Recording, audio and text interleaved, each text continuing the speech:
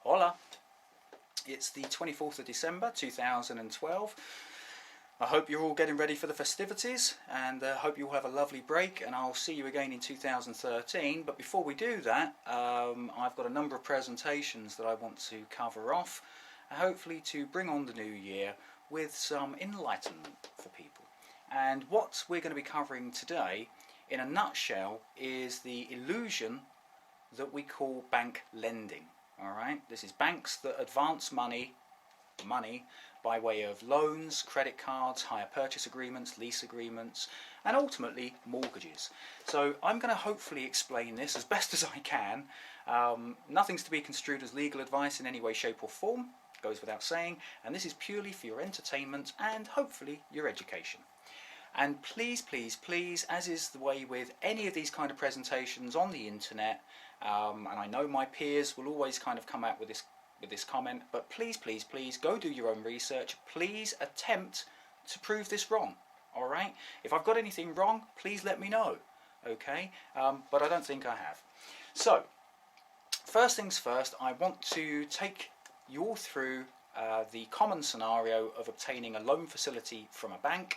And then I'm going to take you on to explain how banks are actually gambling against your ability to repay that loan, thereby creating a conflict of interest whereupon it is in the bank's interest and their business partners' interests that you fail.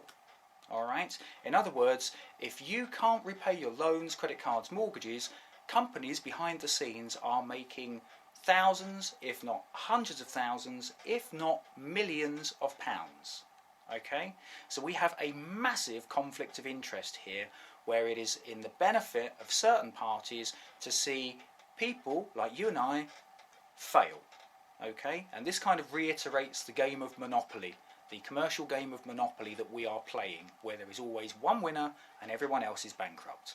But we'll touch on that as we go.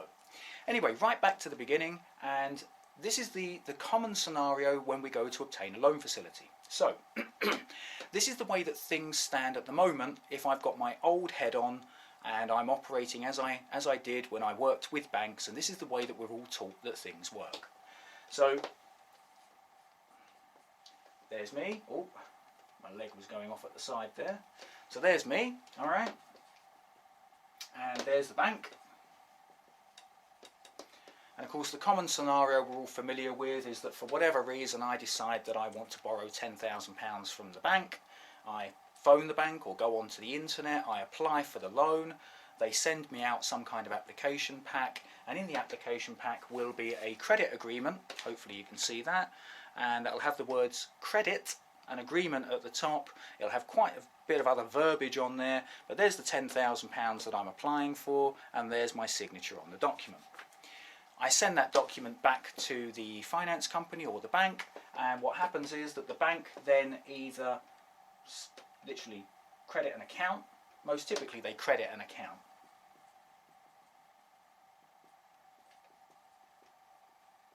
Or they put it into your bank account for you. So once the bank had processed through all the paperwork, £10,000 would appear in my account, and I can then go and spend that. Once I've spent those funds, of course, as we all know, 1 month after you've taken the agreement out, you're then expected to start repaying that, and your repayments then constitute part interest, part capital, all right, until such time as you pay the loan off. Okay, now I think we're all familiar with that type of scenario. Okay, but let me run back through that scenario from a different perspective. Okay, from a different perspective. Now, before I go on to this part, I'm assuming that you are familiar with two videos on the internet. Those videos are the Goldsmith's Tale, which explains how money actually came into being and how it actually operates and how we exchanged gold for notes. And there's another video called Money as Debt.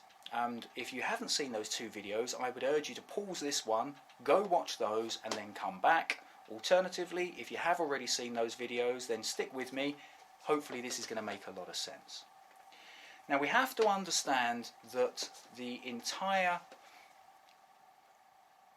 mode of operation that we've come together to operate in other words, this thing called society, or should I say the commercial system is bankrupt. Alright? It is bankrupt.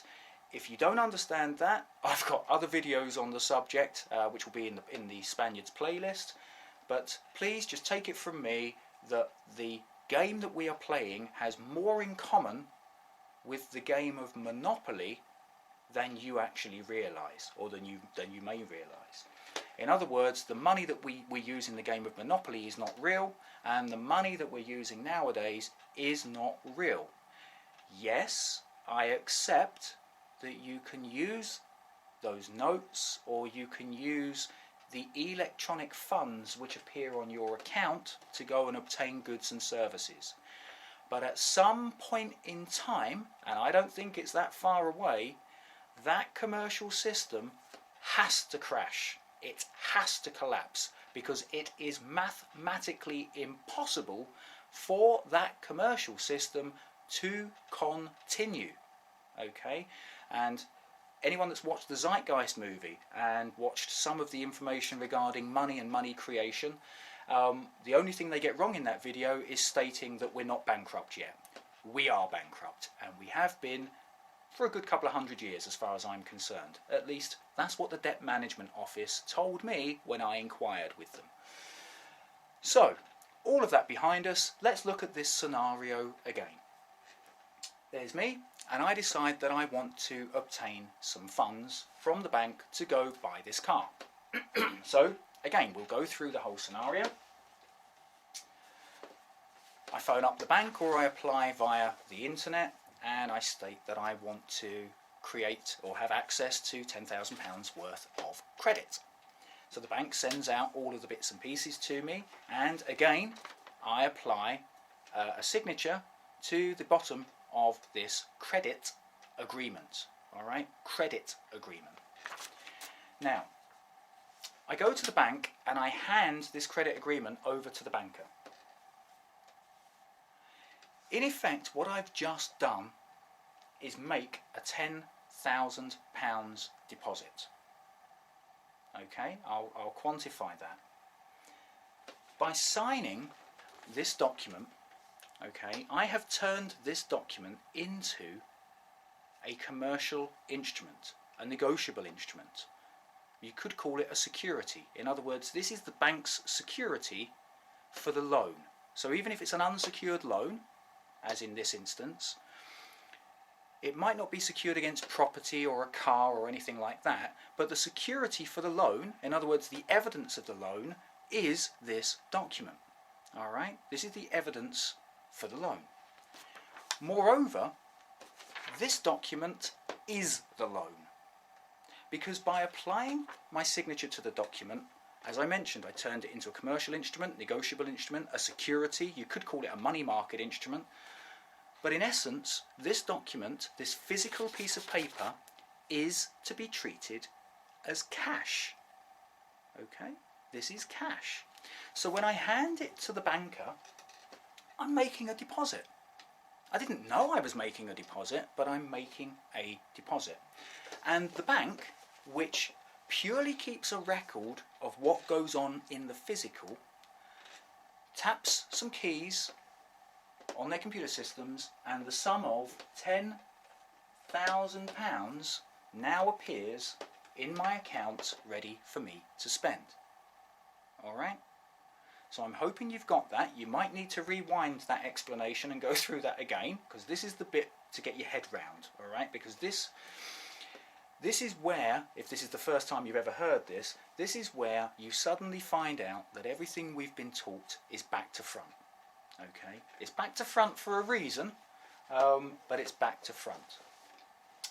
So you've got to understand that by me handing over this piece of paper, I have now made a deposit, and that deposit places my account £10,000 in credit. Okay, and then I go and spend that £10,000, and we know the rest of the story. The rest of the story is that the bank is then going to expect me to make repayments on a regular monthly basis.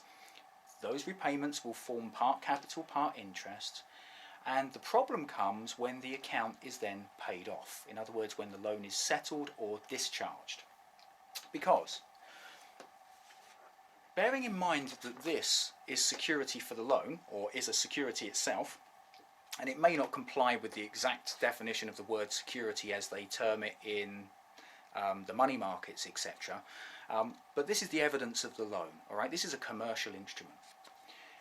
Now, the problem is when you've cleared your loan off, you don't get this document back, all right? You do not get this document back. And the reason you do not get this document back is because the bank has sold this piece of paper, all right? They've sold it, okay? Now I'm going to go through the actual mechanism of what they do, because the bank is up to, as far as I'm concerned, absolutely no good in doing this, all right? I don't care whether politicians have condoned this behaviour or not, all right? As far as I'm concerned, misleading, misrepresentation, fraud, unjust enrichment, theft, all of these things, it doesn't matter whether you say, oh, that's okay or that's not. It is what it is, all right? It is what it is. If something quacks and walks like a duck, it's a duck, yeah? If someone steals something of yours, they're a thief. If someone lies to you and misrepresents a situation, then they're a fraudster. It is what it is, what it is, what it is. And I don't care how many politicians come out and say that this is okay, and I don't think they would say that this is okay, but let's pretend that they do. It's not okay, all right?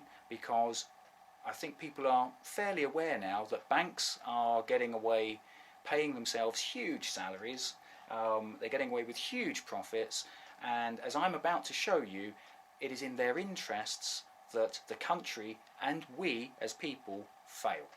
All right? Now, you're telling me that that's good?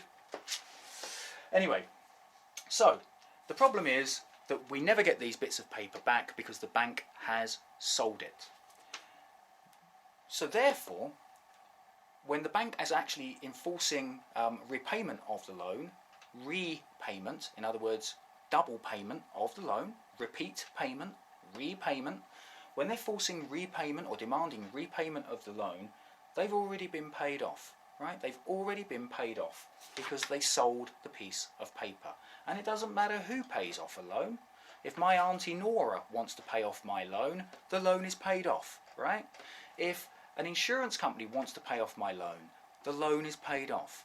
If the bank wants to sell this loan to an alternate organisation, then the loan with the bank is paid off. Regardless of whether the alternate organisation tries to collect money from me, the bank has no right to come chasing me for any money because it's been paid off. All right? So, I want you to perhaps look at this in an alternate fashion. We know that this is the security for the loan, okay?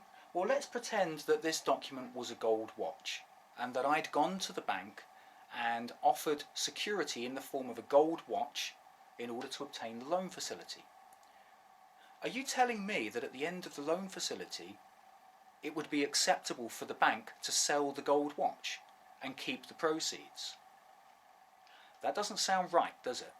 Now, the only difference, or the only thing that I've changed in the explanation there, is that I've substituted a gold watch for this piece of paper, because we all readily recognise that a gold watch would have value. What we don't always recognise, and what I didn't know up until maybe 5 years ago, was that this piece of paper has value in itself. Okay, so that's the first thing that you've got to bear in mind. All right, but believe me, this gets worse. So the first thing is, the bank could never have made entries on its books until I had created this note or commercial instrument.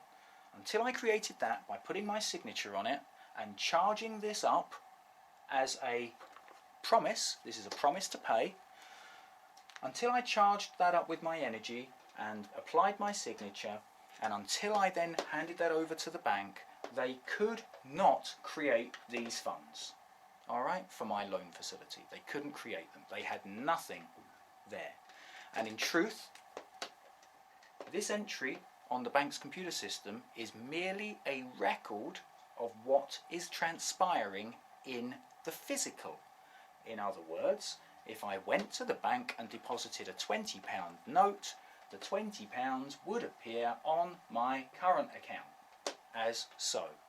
Alright? Because the bank is recording what's going on in the physical, and if I deposit a £20 note with the bank owes me that £20 back.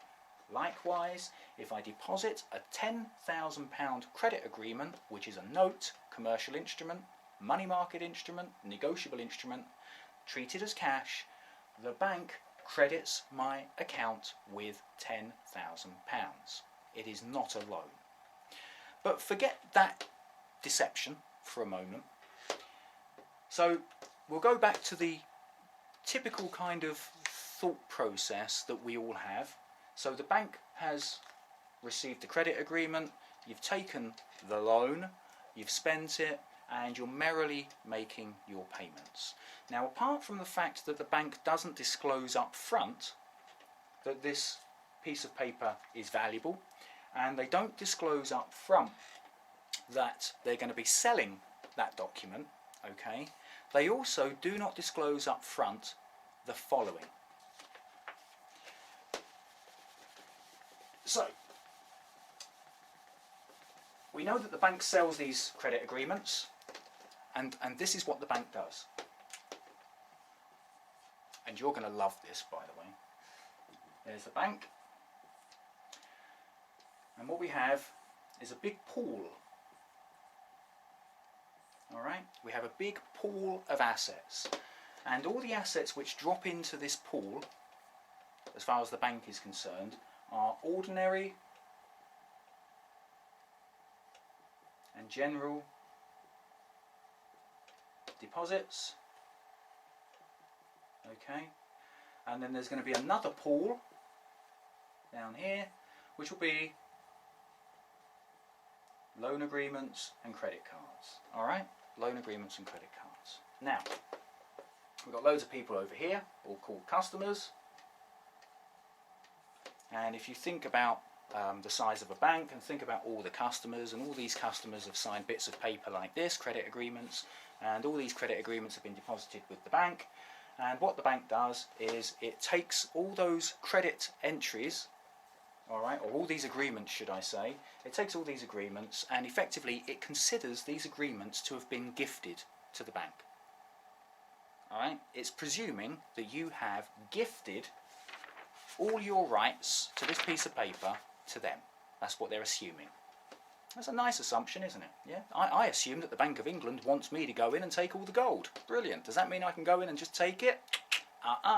So anyway, the bank assumes that we've all given, all us customers have given them these credit agreements. And these credit agreements all drop into this pool. Okay.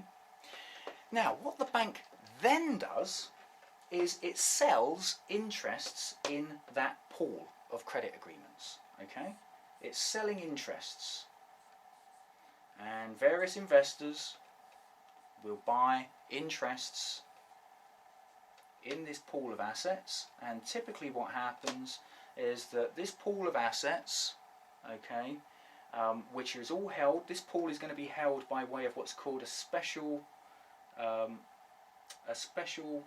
what is it called now? A special purpose vehicle, SPV. There we go, it's come to me now. Special purpose vehicle, an SPV, which would typically be some kind of trust, private trust, in which the bank has nominated itself as the beneficiary. Alright? So the bank's pulled all these assets and it's now going to sell interests in these assets, and it splits up these assets into what's called tranches. Alright? In other words, you might have, let's say, £1 million worth of face value loans all batched together, a whole wodge of documents, and the bank will sell that. Okay? And that will go to an investor. Alright? So we've got an investor down here. Now this is the beautiful bit. This is the beautiful bit.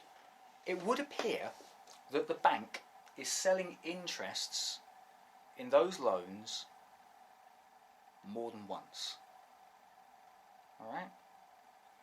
But secondly, once an investor has bought an interest or bought into a tranche, the investor wants to protect his investment. So the investor can then insure that investment. In other words, if people don't repay their loan facilities, the investor gets paid out. Alright? Gets paid out.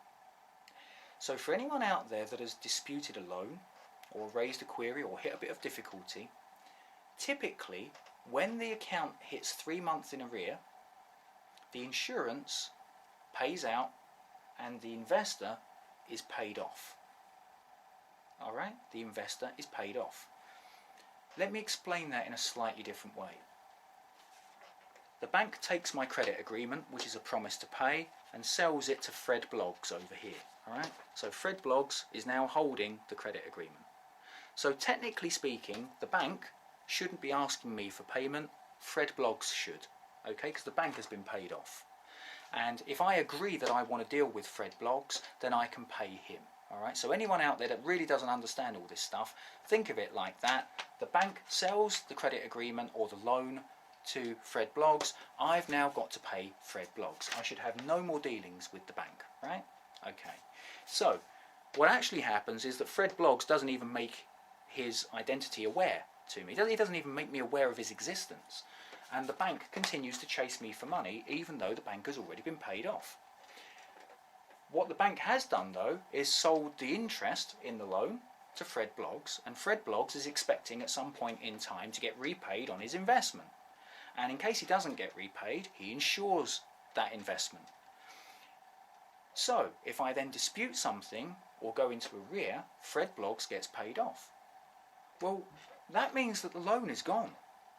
The loan is paid off because the bank was paid off by Fred Bloggs and Fred Bloggs was paid off by the insurance company. So it's been paid off. But as we know, the bank continues to chase me for payment, right? On a loan that's been paid off. For a loan that never was a loan because I lent the bank the money. But that aside, it's not only Fred Bloggs that has insured this loan, because the bank sells multiple interests in the same investments. So you've got investor 1, investor 2, investor 3, investor 4, investor 5, I'm not even writing this properly down here, investor 6, you've got loads of different investors all investing in the same thing. And all of these investors are insuring for potential non-payment. Now you've got to understand what an insurance policy is to understand this next bit. Because an insurance policy is a gambling policy. And a gambling policy which works as follows. So let's look at a typical insurance scenario. There's Mr. There's Mrs.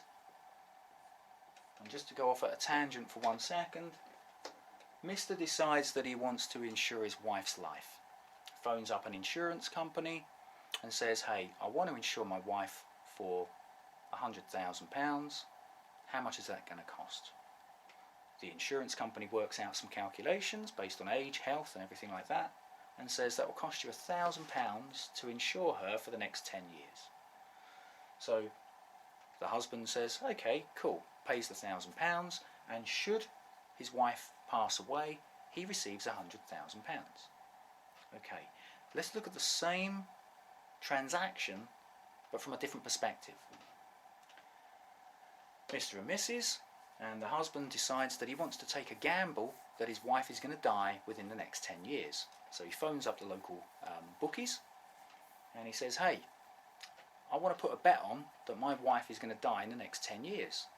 What odds will you give me? So the bookkeeper says, or the bookies says, well, okay, we'll give you odds of 100 to 1. All right, 100 to 1. So the husband puts down £1,000, and should his wife die within the next 10 years, he's going to pick up £100,000. In other words, every insurance contract is a gambling contract. Okay, a gambling contract. Now, to revert back to this example down here where investors are ensuring the possibility that you don't repay. Let's look at that, because it's come to light that what these investors are doing, and these investors may well include banks themselves, what they're actually doing is they are insuring for an amount way above the value of these instruments. Way, way, way above. Sometimes as much as maybe, I don't know, 10, 20, 30 times as much. Alright? So let's look at that, because that is a massive conflict of interest. Because when that's over-insured, apart from the fact that according to insurance you shouldn't be able to over-insure something, right? It should always revert down to the value of the actual thing that's damaged, lost, or whatever. But for some reason these institutions, banks and all of their pals, are getting paid out vastly greater sums than the value of the actual asset. Okay? We'll come on to other reasons as to why that might be in other presentations, but this is the point I'm trying to make here. If you stand to gain more by having customers that cannot pay you,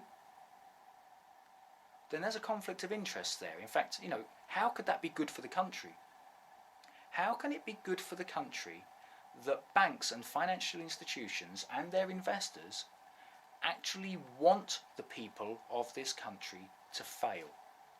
How can that be good? Right? Why has the government not stepped in? Why has the OFT not stepped in? Why has the FSA not stepped in? Why has the Financial Ombudsman Service not stepped in? Okay? And bearing in mind the power that is wielded by financial institutions, big banks, okay, and their investors, their investor buddies, who's to say that these parties are not influencing cost of living, inflation, price of goods? Could it explain why banks are unhelpful if you fall into difficulty? Okay, why they are quick off the mark to take you to court? Why they sometimes will say to you, no, we can't make a payment arrangement until you're 90 days in arrear? Could this all be explained because they want you to go into arrears, and once you hit 90 days arrears, the insurance pays out and they make a big bonus on the deal? How can this be right? Okay, but the point I want to get across is this. We've got deception and unjust enrichment going on in a number of different ways with regards to this simple transaction that we have all been led to believe is a straightforward loan agreement. Alright? It's in their interests that you fail. Simple as that. Now that cannot be right. So, what are the issues with regards to loan facilities? What are the issues? Well, I'm going to take you through what I think the issues are. All right, and as I say, I'm not a solicitor or a barrister, but I have two eyes and I can read. Maybe not brilliantly, maybe not the best in the world, but at the end of the day, I can read. And in raising these questions with various parties, all I can say is, I can't find anyone in an alleged official capacity that can actually give a logical answer. However, I have had some admissions from various parties. For example, Paul Sperring, who is the internal fraud officer over at Lloyd's TSB, which is now part of the HBOS group, or I think it's the Lloyd's group now, but anyway, I don't know who owns who, but anyway, they're all part of the same group. And a guy called Paul Sperring, hello Paul, Paul Sperring admitted to me that he is aware that this is an asset and that this is actually a commercial instrument and a valuable instrument, which includes intrinsically a promise to pay. And we know that a promise to pay is to be treated as cash. In other words, Paul Sperring admitted that he knows that this is cash. After he admitted that, he refused to talk to me anymore, because he didn't want to investigate fraud internally. Nice one, Paul. Yeah, bearing in mind you're working for a publicly owned bank. Very honourable, mate. So I can't get many parties to come out and either talk to me or answer questions. So this is what I think is going wrong. In the first instance, we have misrepresentation.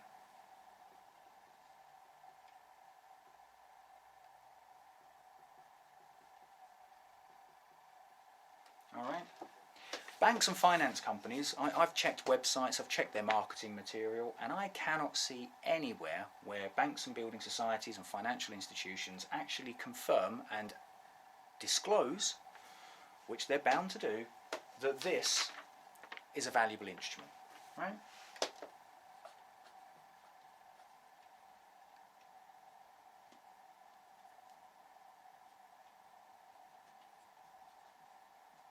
So I've not seen anyone explain the true nature of the contract or be completely upfront and not misleading, as they're obliged to be under the FSA and the OFT rules. Alright, so I don't see anyone telling us that this is a valuable instrument. Secondly, I don't see any of these institutions actually confirming that all they're doing is giving you access to your own credit. It's credit that derives from you. You created it, all they're doing is keeping a record of it. So I don't see any disclosure on that front either. That's giving you access to your own credit. Alright, I also do not see any of these institutions stating that they are going to keep this document when you've repaid the loan.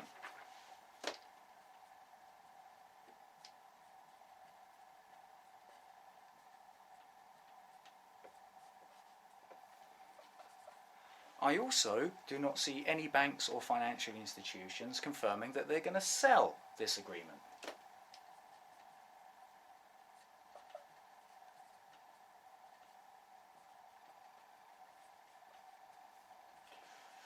I also don't see any banks or institutions confirming that once they've sold this agreement, they're not going to apply the funds to the loan, they're going to keep the funds themselves, thereby enjoying unjust enrichment.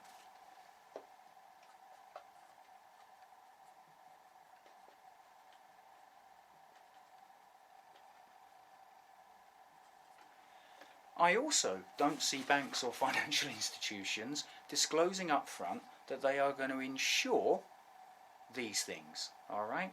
Thereby creating a conflict of interest whereupon it is in their interests that you don't pay.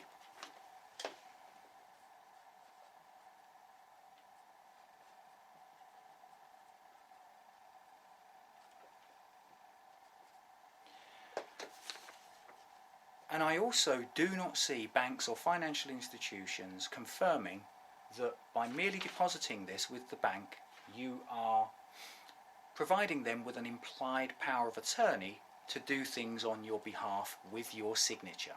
All right?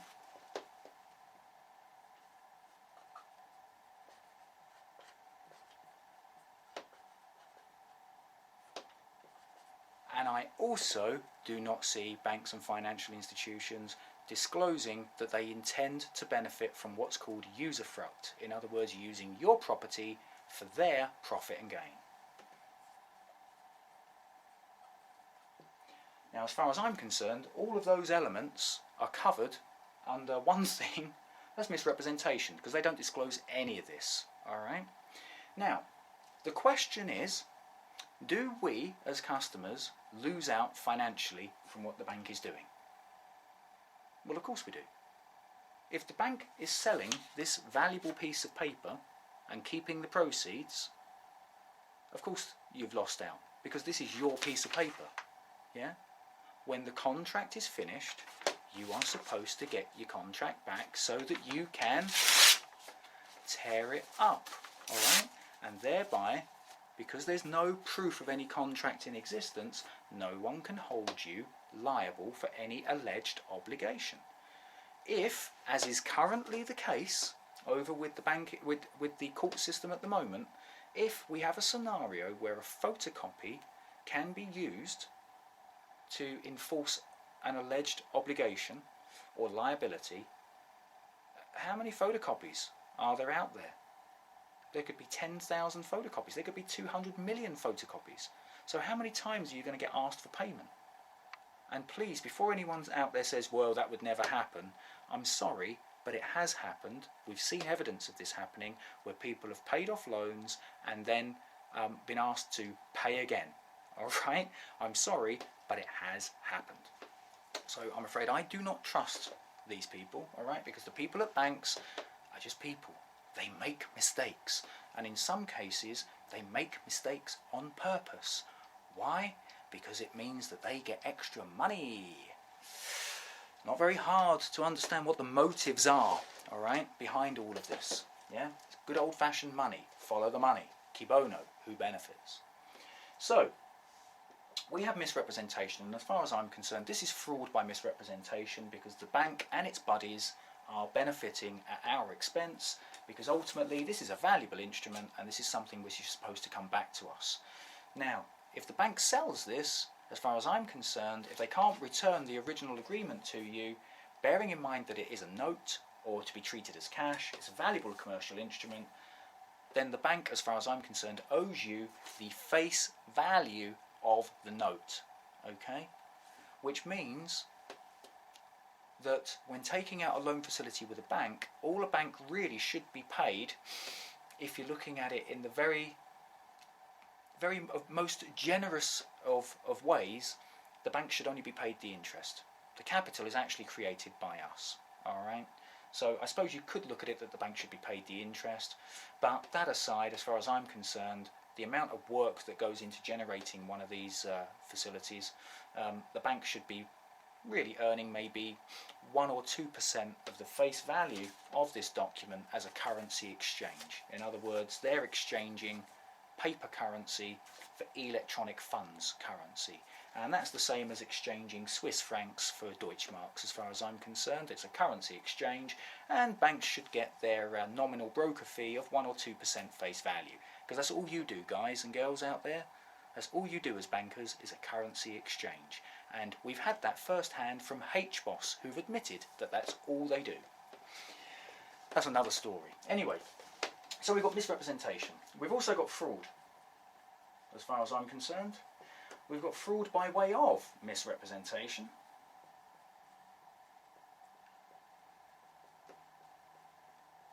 All right.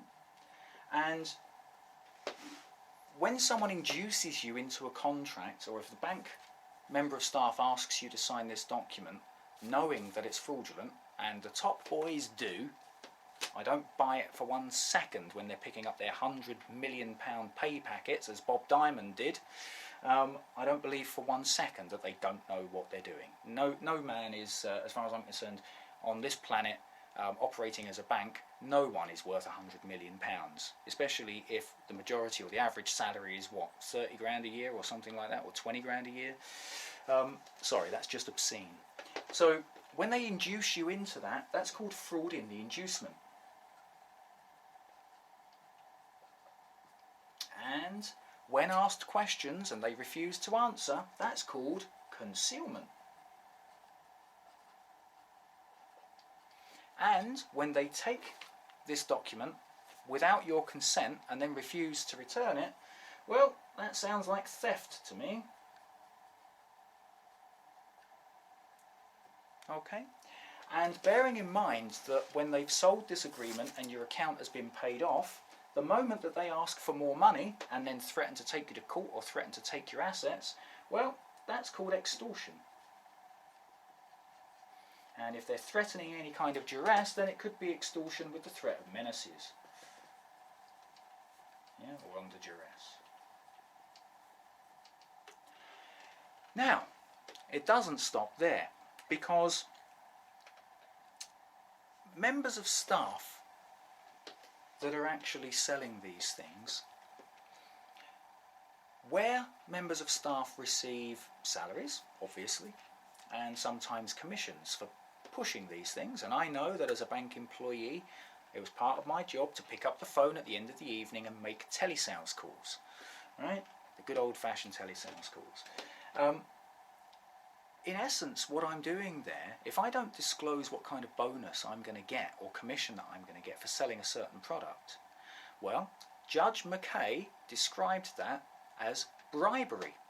So unless all potential conflicts of interest are declared up front, as many banks actually require of their staff, so if you check on bank websites, you'll find that a lot of these banks have conflicts of interest policy where they actually say, oh, if a conflict of interest exists, we have an obligation to declare it. Just like MPs have an obligation to declare who they're doing work on the side for. Yeah, these big companies that no doubt they'll end up pumping through favourable acts of Parliament or this, that and the other for, and then the MPs go and end up working for these private companies on huge salaries, yeah?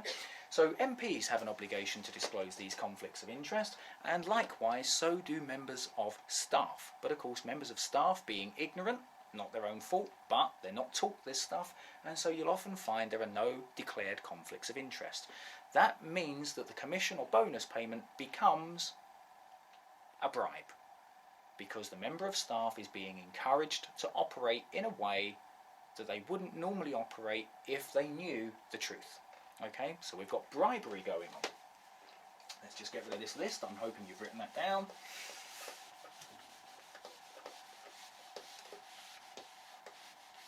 So as far as I'm concerned, we've got acts of bribery. Alright, that's with the staff. However, let's say that this goes to court. Well, who pays the court? Who pays the court? The claimant. So that means that the court, which is a private business, is being paid by a bank or financial institution in order to pass judgment and help apply the force upon you in order to pay the bank again. So we've got staff of the bank are subject to this bribery. We've also got court staff are subject to these acts of bribery because they're being paid. Okay. We also then know that the judge, his position is conflicted. Okay. And what else have we got going on?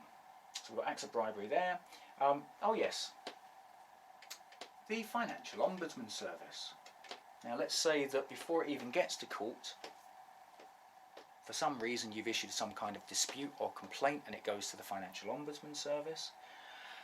Well, in order for the Financial Ombudsman Service to handle a complaint on behalf of a bank or a financial institution, that bank or financial institution will pay around about 450 quid per case to the Financial Ombudsman Service.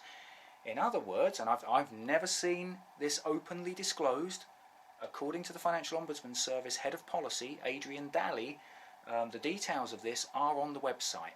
Well, I've had a good look through the website and I couldn't find it, so I have asked both him and the information officer over at the Financial Ombudsman Service to direct me to this page. But let's put it this way, you know, there's such a thing as burying information, okay, and hiding this valuable information, this very valid information within your website somewhere, and then claiming that it's openly declared. Not necessarily strictly true, but this is potentially why it's not being openly declared, because just from Santander alone in the year 2010-2011 the Ombudsman Service received £7 million. 7 million good reasons as to why the Ombudsman may well find in favour of the bank and not the customer. And that's just Santander. Okay, there's lots of other banks too. And what we have to then ask or look into is the kind of salaries that these people are receiving over at the Ombudsman Service. We also then potentially have at the OFT something similar going down there, where banks and financial institutions contribute to the OFT's coffers, and of course you have a board of directors over at the OFT, or they're taken over from the old Director General of the OFT. It's now the board of the Director General, okay, at the OFT, and I think there's 6 people on that. I don't know what their salaries are, someone might want to find that out, but therein, I'm going to hazard a guess and say, therein I think you'll find good reason for bribery and a conflict of interest, okay? And so when we look at this, we can see that everything is pretty much stacked up against the customer from actually drilling down to the truth of a matter. And the truth of the matter is that when you signed the credit agreement, the piece of paper turned into a commercial instrument. It has at its heart a promise to pay.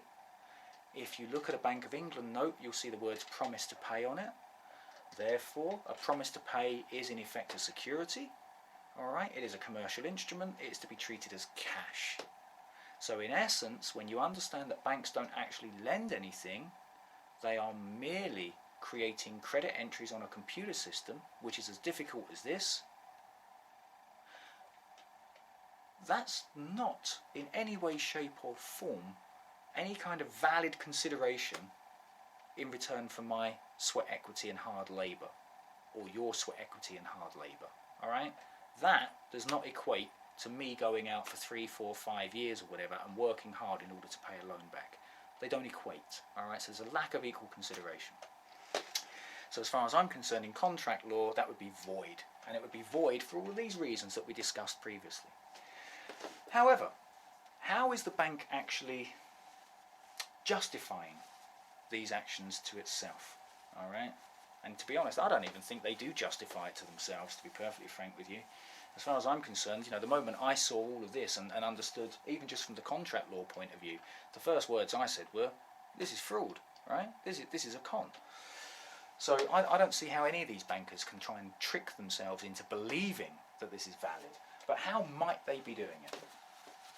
Well, we know that in contract law, anyone that's studied it, that you've got to have disclosure, you've got to have equal and lawful consideration. In other words, equal risk, equal put up on both sides to make a valid contract.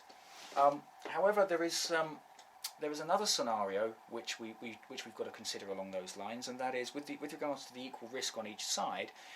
You know, as a man, I risk everything at all times, but a corporation, which is the bank, is just a legal fiction, and therefore it is limited in what it risks.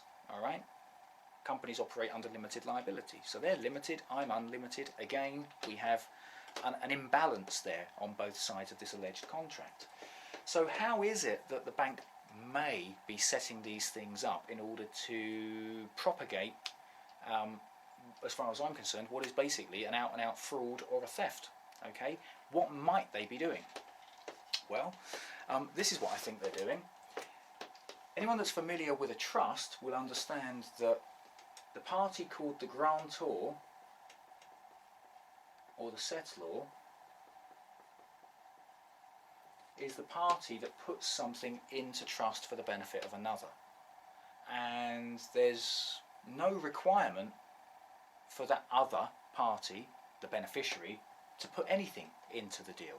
Alright?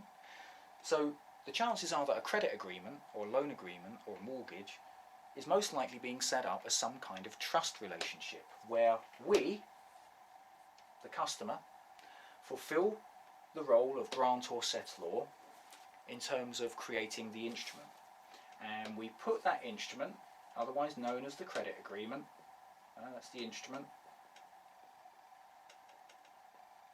or the note, or the money market instrument, or the commercial instrument, right, whatever you want to call it, okay, that instrument goes over to the bank, and the bank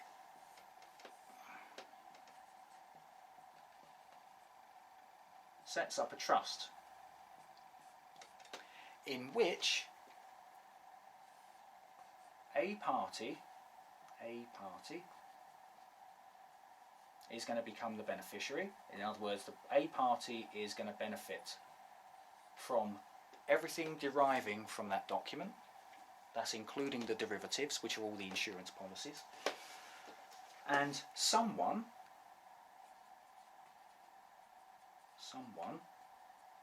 is going to be liable on this, and they're called the trustee. The trustee is the liable party. Alright? If you don't understand how a trust works, I've got other presentations on that, so go check that out. But in essence, the grantor, let's say me, signs this piece of paper, which is all torn up now, but signs the piece of paper called the credit agreement, passes it over to the bank, and rather than set this up as a contract, okay, they remove the word contract and they install the word agreement. So it's a credit agreement. Now within this agreement, as I say, I believe they're setting up some kind of trust relationship. Because the bank is holding the piece of paper, alright, the chances are, from that perspective, okay, it's now going to consider itself to be the beneficiary. However, the bank is actually the trustee. What it needs to do is trick you into becoming the trustee. And so it does that by asking for payments. And the moment that you make payments, you now become the trustee. All right? So, again, this is not openly explained. Yeah?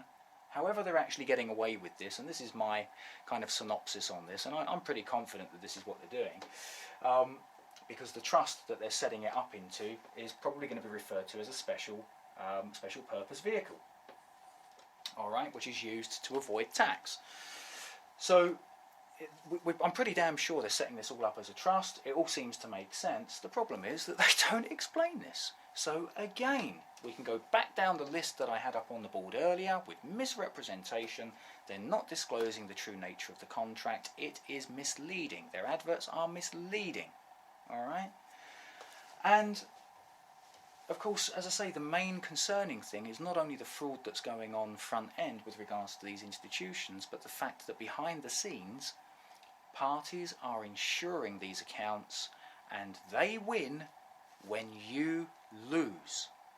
So I'm hoping that this very final bit was clear. I'm hoping that overall it was all self-explanatory and quite clear.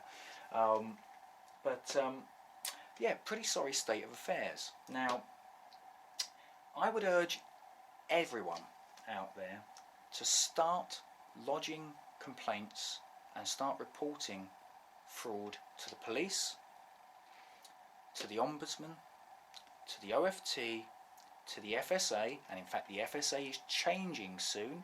I think it's in April time, March, April time 2013, it's changing, it's being split into two other bodies. But I'd also go on to, I think it's Vince Cable and maybe George Osborne, who are responsible for financial matters within the economy, and ask these people what the hell they're playing at. Okay?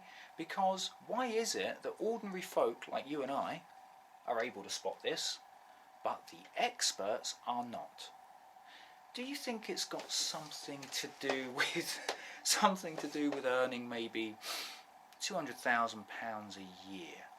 Do you think that's enough money to stop me investigating this kind of stuff? What about if someone was to throw in a pension for me? What about a guaranteed pay rise and lucrative job if once I leave my public office? What about holidays over in posh places around the globe? What about lots of brown envelopes? Do you think all these kind of things would help me not want to investigate this stuff? I don't know. I mean, I'm just gesticulating, but I've seen the kind of salaries cabinet ministers are on, and that's about £191,000. So that's a very comfortable situation to be in, and a very large salary, way above the national average. And could that be a reason? Could that be some kind of motivation for someone not to do the proper job? I'd have to say yes, actually. I think that is a reason for someone not to do a proper job and to actually assist certain parties, called banks, in perpetrating fraud against the people. I think that is a very solid motive, actually. Money. One of the age-old motives, I think it would be. So I'm hoping this has all kind of made sense, and all I would say is, please, if we do this en masse, it cannot be ignored. Alright, please visit Get Out of Debt Free, and you'll see 3 templated letters there to assist you in ceasing payments. Alright, alternatively, some of you out there may well want to issue proceedings to recover the value of these things. Alternatively, there are a number of different games plays that you can use in order to overcome these alleged debts, and I'd certainly recommend that you maybe take a look at the White Rabbit channel. But that aside, we need to get those parties that are allegedly public servants to do their jobs. And so we need to manage them effectively so that they actually are empowered to do their jobs. And that's going to need us asking questions en masse as to why they haven't spotted this fraud, why we're not getting our credit agreements back, which are valuable instruments. This is the security for the loan.